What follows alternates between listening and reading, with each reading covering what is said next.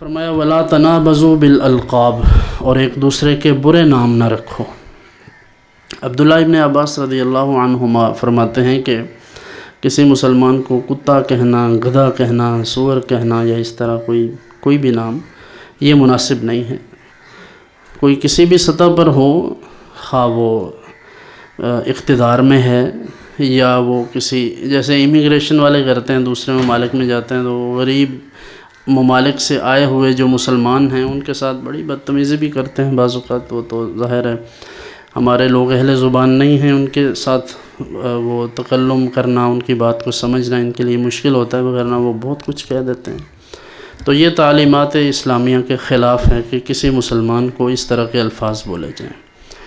تو کوشش کرنی چاہیے، لڑائی جھگڑا چونکہ یہ روٹین میں ہوتا ہے تو کوشش یہ رہے کہ کسی کو برے نام سے یاد نہ کیا جائے۔ کوئی نابینا ہے تو اس پر مذاق نہ کیا جائے، کوئی اپاہج ہے، کسی کی ٹانگ صحیح نہیں، کسی کا ہاتھ صحیح نہیں، کوئی خواہ قدرتی طور پر یعنی بائی برتھ ہی وہ اس طرح ہو یا بعد میں ایکسیڈنٹ کے سبب یا کسی اور حادثے کے سبب ہو، تو کسی طرح بھی کسی کا اس طرح کا مذاق اڑانا، اس کی بے عزتی کرنا، اس کو کسی برے نام سے یاد کرنا یہ شریعت مطہرہ میں جائز نہیں ہے۔